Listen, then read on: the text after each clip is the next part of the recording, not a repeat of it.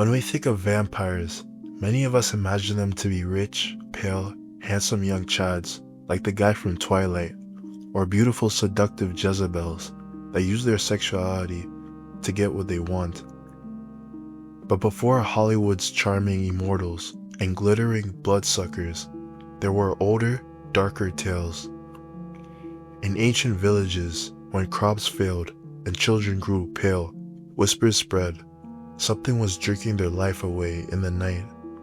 These were the first vampires, and their story is far more real and terrifying than fiction.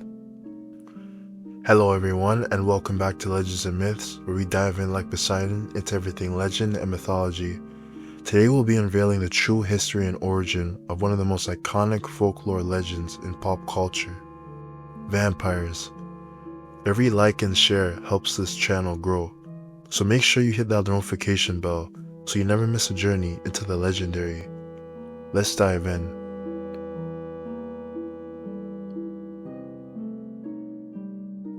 Long before Count Dracula, ancient civilizations already spoke of the dead who fed on the living. In Mesopotamia, Akimu and Lamashtu were restless spirits that drained the energy of the living.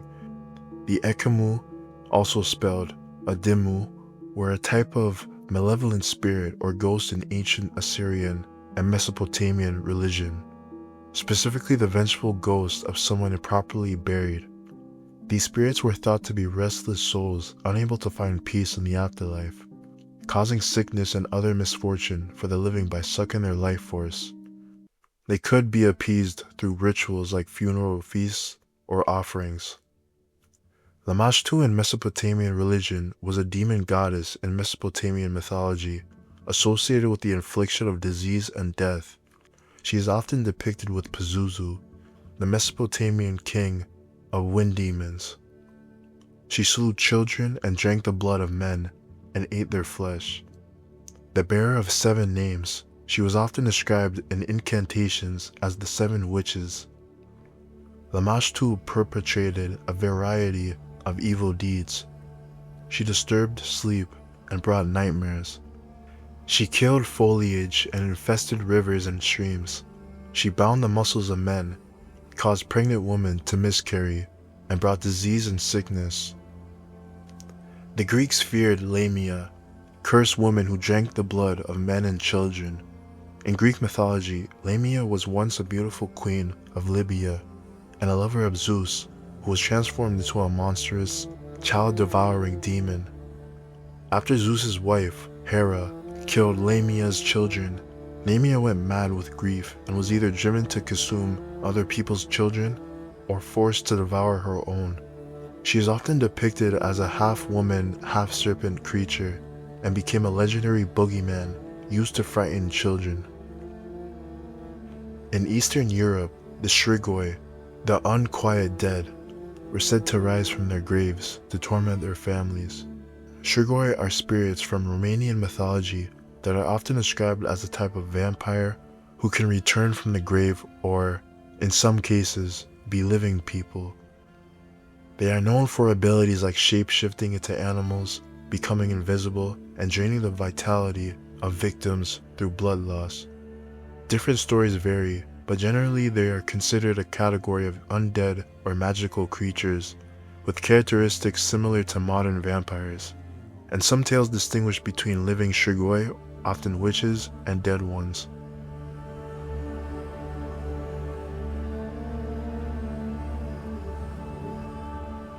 By the 1700s, vampire fear gripped Europe.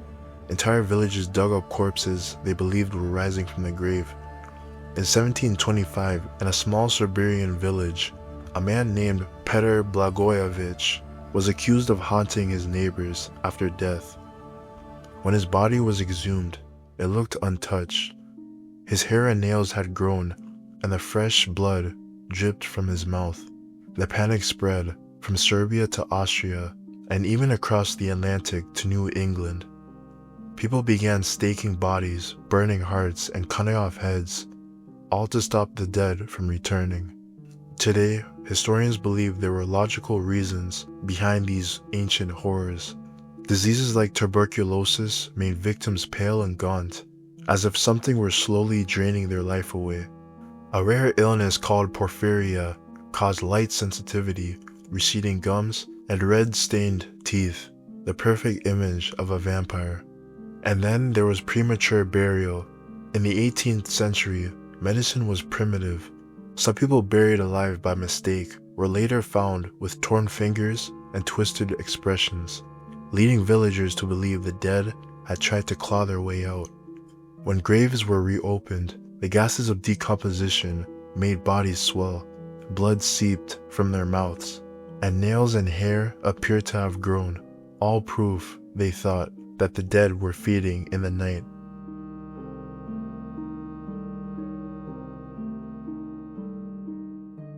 Slavic mythology features various vampire-like creatures, or upers, often depicted as demonic beings who rose from unnatural deaths like suicide or excommunication.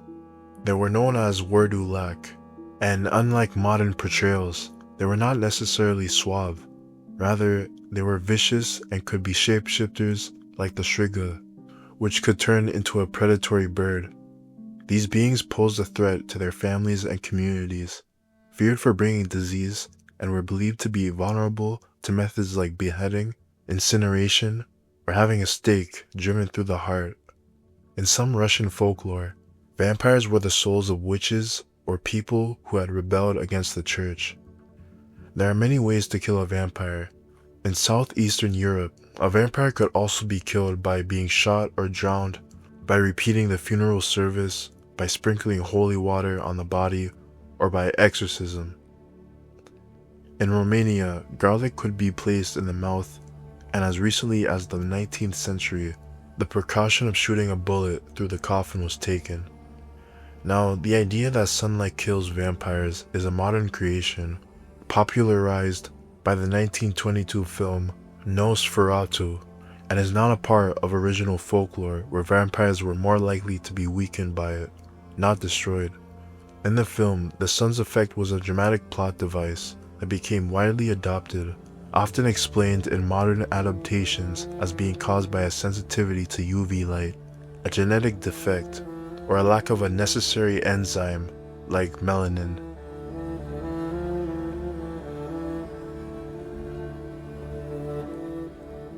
The vampire legend evolved. In 1897, Bram Stoker gave the creature a name that would never die, Dracula. Inspired by Eastern European tales and the real-life cruelty of Vlad the Impaler, Stoker's novel transformed the vampire from a decaying corpse into a dark, seductive nobleman. From there, the vampire took on countless forms, from monster to lover, from shadow to symbol. The fictional characters in pop culture and individuals within a real-life subculture who identify as vampires. While supernatural creatures are not scientifically proven to exist, the quote-unquote real-life vampire community consists of people who either believe they are biologically distinct or participate in a vampire-themed lifestyle and identity, which may involve drinking blood, energy feeding, or both. In media, the image of the modern vampire is largely shaped by books, movies, and TV shows like True Blood, The Vampire Diaries, and the Twilight series.